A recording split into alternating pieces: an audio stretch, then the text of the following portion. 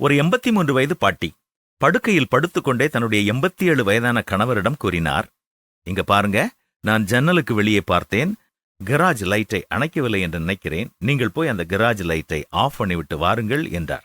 முதியவர் மிகவும் சிரமப்பட்டு படுக்கையிலிருந்து எழுந்து ஜன்னலை திறந்து பார்த்தார். 5-6 திருடர்கள் அந்த கராஜ் கதவை உடைக்க முயற்சிப்பதை பார்த்தார்.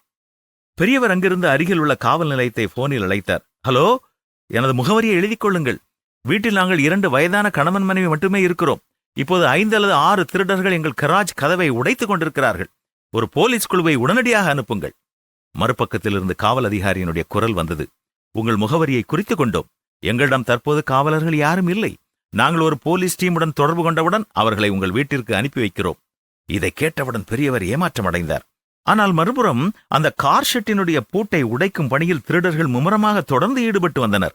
2 நிமிடங்களுக்கு பிறகு பெரியவர் மீண்டும் காவல் நிலையத்தை அழைத்தார். ஐயா, இப்போது யாரையும் அனுப்ப வேண்டியதில்லை. 5 திருடர்களையும் சுட்டுவிட்டேன் என்று நிதானமாக கூறினார். போலீஸ் ஸ்டேஷனில் ஒரே பரபரப்பு. 5 நிமிடங்களில் ஒரு போலீஸ் குழு, ஒரு ஹெலிகாப்டர், ஒரு துணை மருத்துவர், 3 டாக்டர்கள் மற்றும் 2 ஆம்புலன்ஸ்களுடன் முதியவரின் வீட்டை அடைந்தார்கள். 5 திருடர்களும் கைது செய்யப்பட்டனர். பின்னர் போலீஸ் குழுவின் தலைவர் பெரியவரை அணுகி கேட்டார், நீங்கள் அந்த 5 திருடர்களையும் சுட்டுக் கொண்டதாக சொன்னீர்கள்.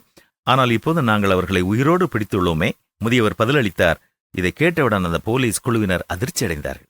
ஆம், மூத்த குடிமக்களை குறைத்து மதிப்பிட வேண்டாம். முதியவர்களை தகப்பனைப் போல நடத்த வேண்டும் என்றுதான் வேதமும் நமக்கு கற்றுத்தருகிறது. முதியவர்கள் கேட்கும் கேள்விகளுக்கு கருத்துடனும் பொறுப்புடனும் பதில் சொல்லுவோமா? அவர்கள் வயதிற்கு தக்க மதிப்பை நாம் கொடுப்போமா?